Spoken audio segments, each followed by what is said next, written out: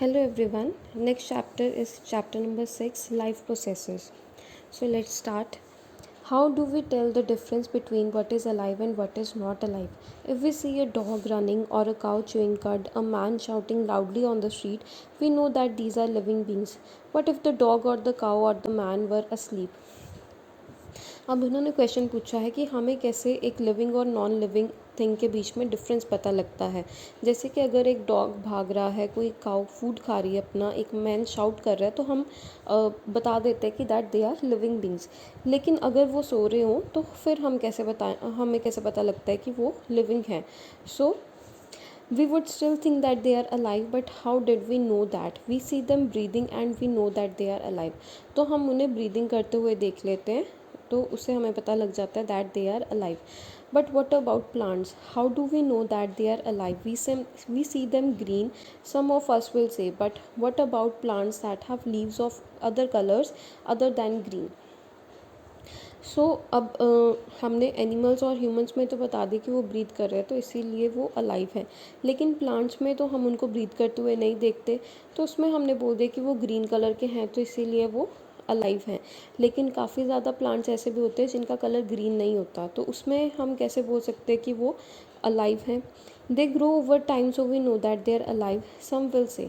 तो उसमें हम बोल सकते हैं कि वो उनकी ग्रोथ हो रही है, उनमें नए लीव्स आ रहे हैं, फ्लावर्स लग रहे हैं, उनकी हाइट ग्रो हो रही है, तो इसलिए हम बोल सकते हैं कि वो अलाइव हैं। In other words, we tend to think of some sort of movement either growth related or not as common evidence for being alive. तो दूसरे शब्दों में हम बोल सकते हैं कि हम किसी भी पर्सन, अगर कोई चीज़ अलाइव है तो हम उसमें मूवमेंट देखते हैं या उसकी ग्रोथ देखते हैं, तो ये हमारे पास एक तरह का एविडेंस का काम करता है कि ये जो सब्सटेंस है या ये जो थिंग है that is alive. But a plant that is not visibly growing is still alive and some animals can breathe without visible movement. लेकिन अब काफ़ी प्लांट्स होते हैं जिनकी जो ग्रोथ है वो हमें विजिबल नहीं होती, लेकिन फिर भी वो अलाइव होते हैं। वैसे ही कुछ एनिमल्स भी होते हैं जिनकी जो मूवमेंट है, ब्रीदिंग मूवमेंट है, वो हमें विजिबल नहीं होती, लेकिन फिर भी वो अलाइव होते हैं। So using visible movement as a defining characteristic of life is not enough. तो इसीलिए हम बोल सकते हैं कि जो सिर्फ एक जो हमें मूवमेंट्स विजिबल होती हैं उन्हीं को देख के हम ये पूरा नहीं बोल सकते कि कोई भी थिंग अलाइव है या नहीं। Movements over small scales will be invisible to the naked eye, like the movements of molecules. अब कुछ मूवमेंट्स ऐसे भी होती हैं जो बहुत स्मॉल होती है, बहुत छोटी होती है, और नेकेड आई जो है उनको प्रॉपरली देख नहीं सकती, उनको आइडेंटिफाई नहीं कर सकती, जैसे कि movement of molecules. Is this invisible molecular movement necessary for life? If we ask this question to a professional biologist, they will say yes. तब उन्होंने पूछा है कि ये जो इनविजिबल मूवमेंट्स होती है मॉलिक्यूल की, जो हम देख नहीं सकते, क्या ये लाइफ के लिए नेसेसरी है? तो अगर ये क्वेश्चन हम एक प्रोफेशनल बायोलॉजिस्ट से पूछे तो वो बोलेंगे yes, that they are necessary.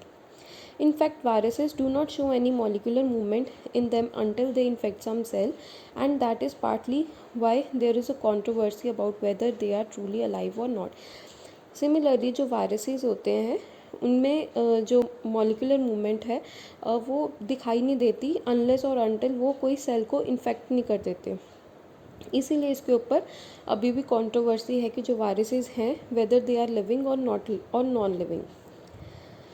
Why are molecular movements needed for life? We have seen in earlier classes that living organisms are well organized structures. They can have tissues.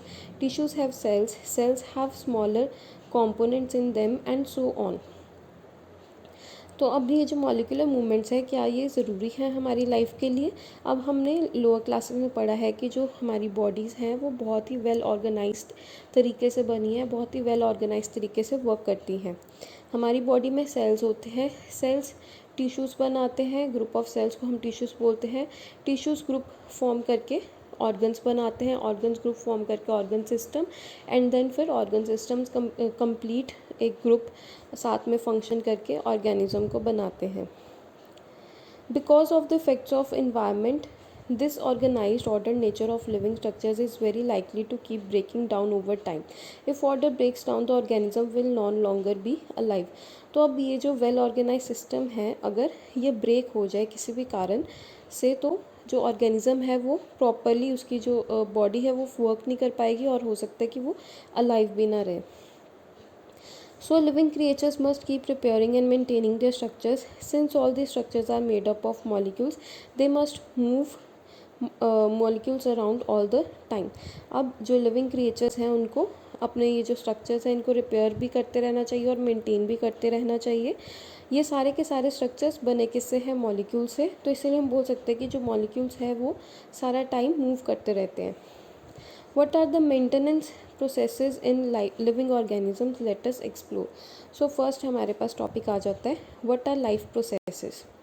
The maintenance functions of living organisms must go on even when they are not doing anything particular.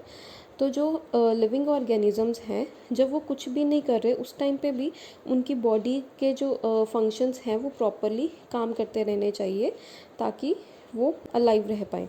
Even when they are just sitting in the class, even if they are just asleep, this maintenance job has to go on. The processes which together perform the maintenance job are life processes. तो चाहे हम सोए हुए हैं, चाहे हम सिर्फ बैठे हैं या कोई काम नहीं कर रहे, तो उस टाइम पे भी ये जो हमारी बॉडी के अंदर फंक्शंस हैं वो चलते रहने चाहिए और इन्हीं फंक्शंस को हम लाइफ प्रोसेसेस बोलते हैं. Since these maintenance processes are needed to prevent damage and breakdown, energy is needed for them. अब ये जो maintenance processes होते हैं ये हमारी बॉडी में किसी भी डैमेज या कोई भी ब्रेकडाउन जो है उसको प्रिवेंट करते हैं. तो ये इनको वर्क करने के लिए कुछ ना कुछ एनर्जी चाहिए होती है. This energy comes from outside the body of the individual organism. So there must be a process to transfer a source of energy from outside the body of the organism, which we call food, to the inside, a process we commonly call nutrition. तो अब ये जो energy है ये किसी भी individual organism के body के बाहर से आती है, जैसे कि फूड. तो हम सबको पता है कि जो फूड है वो हमें एनर्जी प्रोवाइड करता है. It is a source of energy और ये हम आउटसाइड अपनी बॉडी के आउटसाइड से कंज्यूम करते हैं और यही जो फूड है ये हमारी बॉडी को न्यूट्रिशन प्रोवाइड करता है. If the body size of the organism is to grow, additional raw materials will also be needed from outside. अगर तो जो ऑर्गेनिज्म का बॉडी साइज़ है उसने ग्रो करना है तो हमें और एडिशनल रॉ मटेरियल चाहिए होगा from the outside. Since life on earth depends on carbon based molecules, most of these food item sources are also carbon based. Depending on the complexity of these carbon sources, different organisms can use different kinds of nutritional processes. अब जो हमारी जो अर्थ है वो carbon based molecules के ऊपर dependent है. इसमें एक एग्जांपल हम ग्लूकोज की भी देख सकते हैं जिसका फॉर्मूला हमारे पास होता है C6H12O6. तो जो हमारे most of the food sources होते हैं वो भी कार्बन बेस्ड होते हैं. अब जो कार्बन के सोर्सेज होते हैं दे आर कॉम्प्लेक्स, तो इसीलिए जो ऑर्गेनिज्म होता है उनको वो डिफरेंट तरह से यूज़ करता है for their nutritional purposes. The outside source of energy could be quite varied since the environment is not under the control of the individual organism. अब जो हमें बाहर से जो फूड मिल रहा है which is our source of energy, वो काफ़ी उसमें वैरायटी हो सकती है क्योंकि जो हमारा बाहर का इन्वायरमेंट है उस पर हमारा कंट्रोल नहीं है. These sources of energy therefore need to be broken down or built up in the body and must be finally converted to a uniform source of energy that can be used for the various molecular movements needed for maintaining life structures as well as to the kind of molecule the body needs to grow.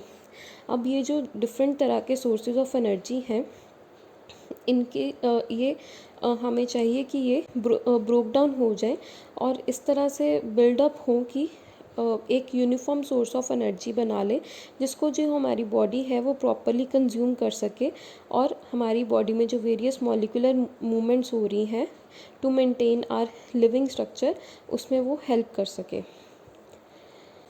For this a series of chemical reactions in the body are necessary. oxidizing, reducing reactions are some of the most common chemical means to break down molecules. अब इसके लिए काफ़ी chemical reactions होते हैं हमारी body में जो हमारी बॉडी के लिए काफ़ी ज़रूरी है। उसमें से एक रिएक्शन है ऑक्सीडेशन रिड्यूसिंग रिएक्शन, जिसको हम रिडॉक्स रिएक्शन भी बोलते हैं और हमने ये फर्स्ट चैप्टर में पढ़ा था। तो ये एक तरह का केमिकल रिएक्शन है जो कि जो मॉलिक्यूल्स को ब्रेक डाउन करने में हेल्प करता है। For this many organisms use oxygen sourced from outside the body. The process of acquiring oxygen from outside the body and to use it in the process of break down of food sources for cellular needs is what we call respiration. So जो हम food consume करते हैं तो उसको break down करने के लिए जब हम ऑक्सीजन यूज़ करते हैं फ्रॉम आउटसाइड द बॉडी और उन फूड सोर्सेज को ब्रेक डाउन करके सेल्स जब वो फूड को कंज्यूम करते हैं, इस प्रोसेस को हम रेस्पिरेशन बोलते हैं। और इस रेस्पिरेशन के प्रोसेस में एनर्जी रिलीज़ होती है जो कि हमारी बॉडी यूज़ करती है। In the case of a single-celled organism, no specific organ for taking in food, exchange of gases or removal of waste may be needed because the entire surface of the organism is in contact with the environment. अब कुछ ऐसे single celled organism भी होते हैं। Single celled organism मतलब जिनमें सिर्फ एक ही सेल होता है, जिसमें कि कोई एक स्पेसिफिक ऑर्गन नहीं होता जो कि फूड को इनटेक कर सके, उनकी बॉडी के अंदर ले जाए, या फिर एक्सचेंज ऑफ गैसेस हो सके, या फिर रिमूवल ऑफ वेस्ट हो सके। उनकी बॉडी में ऐसे कुछ स्पेशल ऑर्गन्स नहीं होते। उनका जो पूरा का पूरा ऑर्गेनिज्म का उस ऑर्गेनिज्म का जो पूरा इंटायर सरफेस होता है वही इन्वायरमेंट के कॉन्टैक्ट में होता है। But what happens when the body size of the organism increases and the body design becomes more complex. In multicellular organisms, all the cell may not be in direct contact with the surrounding environment. Thus, simple diffusion will not meet the requirements of all the cells. अब जो multicellular organisms होते हैं, जैसे कि हम human beings हो गए या animals हो गए, तो हमारा जो पूरा बॉडी स्ट्रक्चर है that is not in direct contact with the surroundings और जो इन्वायरमेंट है। तो इसीलिए सिंपल डिफ्यूजन मेथड से हमारे जो अंदर सेल्स हैं उनकी सारी की सारी रिक्वायरमेंट्स पूरी नहीं हो सकती। डिफ्यूजन क्या होता है, जबकि जिसमें सब्सटेंसेस की मूवमेंट होती है from higher concentration to low concentration. We have seen previously how in multicellular organisms various body parts have specialized in the functions they perform. तो हमने लोअर क्लासेस में पढ़ा हुआ है कि मल्टी सेलुलर जो ऑर्गेनिजम्स होते हैं उनमें काफ़ी उनके बॉडी पार्ट्स होते हैं, डिफरेंट बॉडी पार्ट्स होते हैं, डिफरेंट ऑर्गन्स होते हैं जो कि कुछ तरह के स्पेशलाइज्ड फंक्शंस को परफॉर्म करते हैं। We are familiar with the idea of the specialised tissues and with their organisation in the body of the organism. It is therefore not surprising that the uptake of food and oxygen will also be the function of specialized tissues. तो हम सबको पता है कि हमारी body में different तरह के ऑर्गन्स होते हैं। ब्रीदिंग के लिए अलग ऑर्गन्स है, फूड डाइजेशन के लिए अलग अलग ऑर्गन्स बने हुए हैं और वो अपने वो स्पेशलाइज्ड फंक्शंस को करते हैं। However, this poses a problem since the food and oxygen are now taken up at one place in the body of the organism while all parts of the body need them. This situation creates a need for transportation system for carrying food and oxygen from one place to another in the body. अब जब हम जो food खाते हैं तो food digestion के हमारे कुछ डाइजेस्टिव सिस्टम के कुछ ऑर्गन्स हैं, वैसे ही जब हम रेस्पिरेशन करते हैं तो रेस्पिरेशन सिस्टम के भी कुछ ऑर्गन्स हैं। लेकिन जो इन दोनों रेस्पिरेशन में जो एनर्जी रिलीज़ हो रही है और जो डाइजेशन में एनर्जी रिलीज़ हो रही है वो तो हमारी पूरी बॉडी को चाहिए, हर एक पार्ट को चाहिए।